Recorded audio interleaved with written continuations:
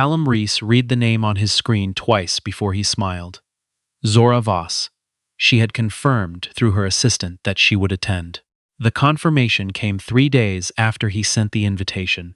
A thick cream card, hand-delivered to her office building in Midtown by a courier he had specifically chosen because the man was tall and the lobby of her building had glass walls and Callum wanted people to see. He had imagined her standing at her desk, turning the card over in her hands, feeling the weight of it. He had imagined the moment she realized what it meant to be invited. Not asked, not welcomed, invited. The way you invite someone to witness something they cannot change. He set the phone face down on his mahogany desk and looked out at the Atlanta skyline. 42 floors up, the kind of view a man earns. He had not always had it. Callum Reese had grown up in a 2-bedroom rental in Macon, Georgia, the son of a man who fixed other people's cars and a mother who cleaned other people's houses. He knew what it meant to want. He also knew, if he was honest with himself in the way he rarely allowed, that the road from Macon to this office had not been entirely his own. But honesty, he had learned long ago, was a luxury you abandoned on the way up. Zora Voss did not stand at her desk when the invitation arrived. She was in a meeting with her head of engineering, reviewing a prototype, and her assistant knocked twice before entering and set the envelope on the table beside her coffee. She glanced at it, recognized the return address, and said nothing. She finished the meeting. She answered 4 emails. She asked her assistant to hold her afternoon calls. Then she opened it. She read the card once. She placed it face down on her desk in the same motion she would use to turn over a losing hand of cards, slow and deliberate, and she sat very still for a moment. Outside her window, the Atlanta skyline looked the same as it always did. Steel and glass, and the particular shade of afternoon light that made the whole city look like it was made of something worth keeping. She picked up her phone and called her head of legal. Not to complain, not to explain, just to ask one question, the answer to which she already knew. "Is the Meridian filing still under my name?" she asked. "Every patent in that portfolio," the attorney said, "filed personally before the restructuring. You were very specific about that." "Yes," Zora said. "I was." She told her assistant. She would be attending an industry gala the following Thursday. She would need the car. She would need the team. She did not say which team. Her assistant knew. To understand why Callum Reese thought it was a good idea to invite Zora Voss to the ceremony at which he was to be honored, you had to understand what Callum Reese believed about himself. He believed that he was self-made. He used that word often, in interviews, in speeches, in the remarks he gave at charity dinners, where the tickets cost $2,000 and the portions were small. Self-made, as if the word itself was a kind of declaration, a legal document, a fact that became more true the more times you said it. What he did not say, what he had, over many years, trained himself not to remember, was that 8 years ago, Callum Reese had been a mid-level project manager at a regional logistics firm with a half-finished idea and a pile of debt. He had met Zora at a pitch event in Buckhead. She had been sitting in the 3rd row, wearing a blazer she had bought at a consignment store, and altered herself because she could not yet afford a tailor. And she had asked him the only question anyone asked that night that he could not immediately answer. "What happens," she said, "when the infrastructure you're building outgrows the proprietary systems it depends on? Do you have a migration path?" He didn't. He knew he didn't. He told her he was still working through that piece. She nodded like she had expected the answer and handed him a business card. They worked together for 3 years before they formalized anything. She wrote the architecture that became the backbone of his company's core product. She handled the legal structuring that kept them out of 2 separate patent disputes in the first 18 months. She understood the technology better than anyone on the payroll, and she charged him below market rate because she believed, genuinely and without cynicism, that the work they were building together was going to matter, that it was going to do something real. She believed that about Callum. That was, perhaps, the central mistake of her life. He had brought in outside investors in the 4th year, a group of venture partners from Boston who wore fleece and spoke in acronyms. And after the Series B closed, there had been a quiet restructuring of the board. Zora had retained her equity stake, but lost her operational role. She was moved to a consultant title, which meant in practice that she was still expected to contribute, but would no longer be credited in any official capacity. She had raised this with Callum privately. He had told her the investors required it. He looked uncomfortable when he said it, which she took at the time as evidence of remorse, and which she later understood was simply the discomfort of a man doing something he knew was wrong, but had decided to do anyway. She left 6 months later. She took nothing from the company. She took only the patents she had filed in her name before the restructuring, which his legal team had at first not noticed and then had tried unsuccessfully to contest. She moved into a small office in Old Fourth Ward and began again. The gala was held at the Piedmont Grand, which was the kind of hotel that existed specifically to make people feel that they had arrived. The ceilings in the ballroom were 30 feet high. The floral arrangements on each table cost more than Zora's first apartment.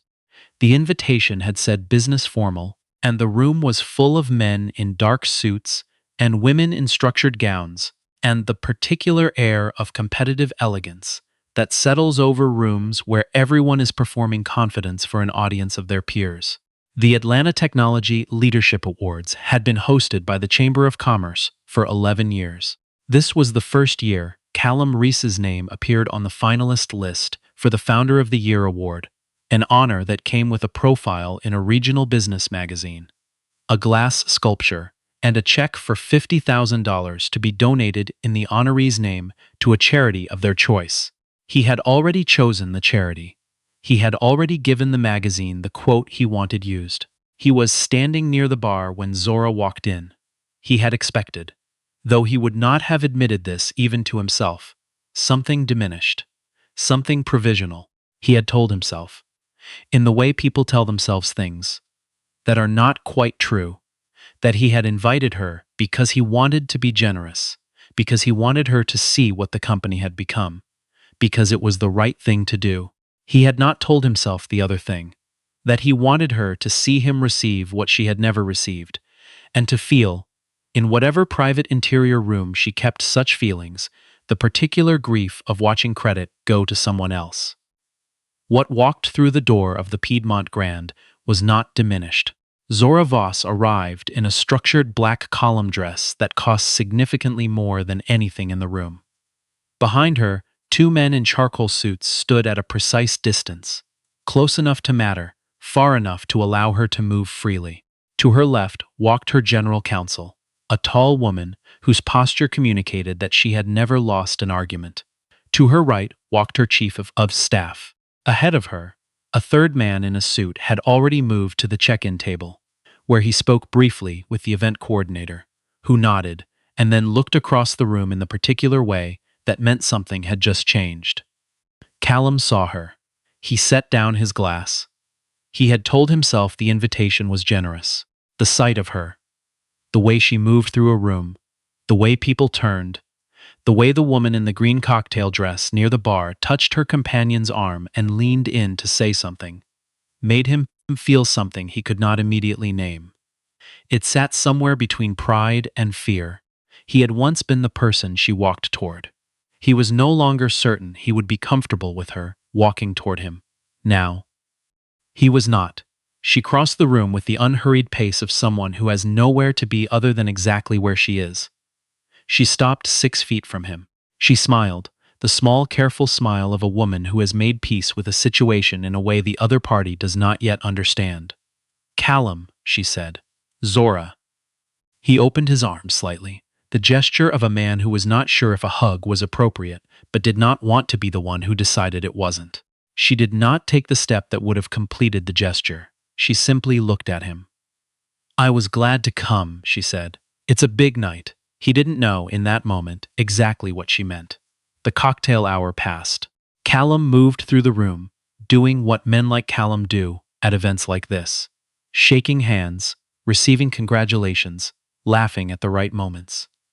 His business partner, a man named Elliot, who had joined the company after the restructuring, and whose name appeared on the company website first, was with him. Two board members were at the table.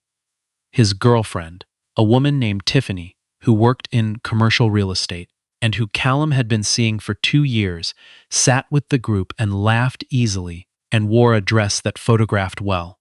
At the table 2 rows over, Zora sat with her legal team and two people who had come with her whom no one at the event had met before. One of them was a man named Roland, though nobody at the gala knew that yet. He was a senior fellow at the Georgia Tech Research Institute. The other was a woman with a leather portfolio that she kept closed on the table in front of her, which she had not opened once since they sat down. People kept stopping at Zora's table. Some of them knew her from the early days. Some of them had worked with her directly and had not seen her since she left the company. A woman who had been in product development walked over and embraced her and said, quietly, "I always said you were the one who actually made that thing work." Zora smiled and said she appreciated that and moved the conversation somewhere else. The man at the table directly behind her, a venture partner whose fund had invested in 3 of the region's top logistics startups, leaned over to his associate and said, in a voice slightly louder than he intended, "Is that Zora Voss? I didn't know she was still. I heard she had something new. What is it she's doing now?" His associate pulled up something on her phone and passed it across the table without comment. The man's expression changed. He looked at the phone. He looked at Zora. He looked at the phone again. 800 million, he said, very quietly. And it was not a question. The program began at 7:30. The president of the Chamber of Commerce said the things that chamber presidents say. There was a video tribute to the previous year's honoree. There was a performance by a local choir that was genuinely moving and which most of the room did not give sufficient attention to because they were on their phones. There were 3 award categories before Founder of the Year. Callum was at the stage-side table. Zora was 2 rows back. The lights were warm and the sound system was good, and the room felt in the way rooms feel when they are full of people who have been drinking and eating and anticipating something, like a surface about to break. The award presenter for the Founder of the Year category was a woman named Dorothea Lyle, a longtime chamber board member, and she took the stage with the particular gravity of a person who has been given information they did not expect to have to deliver. She adjusted the microphone. She thanked the sponsors. She described the criteria for the award: innovation, impact, longevity, contribution to the regional economy, and, she paused here, and the pause was slight but readable, originality of contribution. She said they were honored to recognize the finalists. She said that this year, the selection process had required additional review. The room shifted, not dramatically. The way a room shifts when someone says something whose meaning is slightly off from what was expected.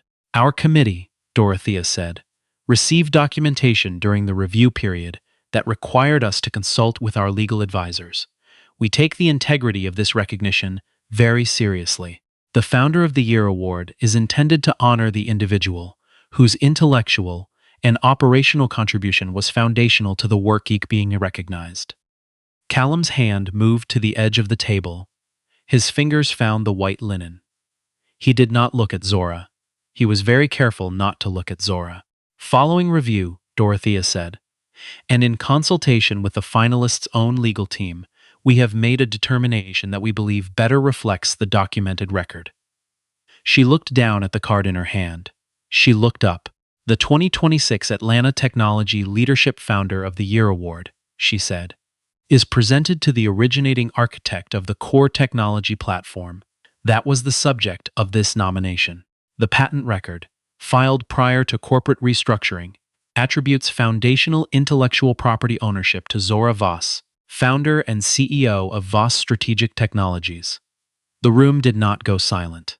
It went into the kind of noise that sounds like silence, where everyone is speaking at once but you can't hear any of it because there is a louder sound underneath, which is the sound of understanding traveling through a room full of people who are all, in the same moment, putting together the same pieces.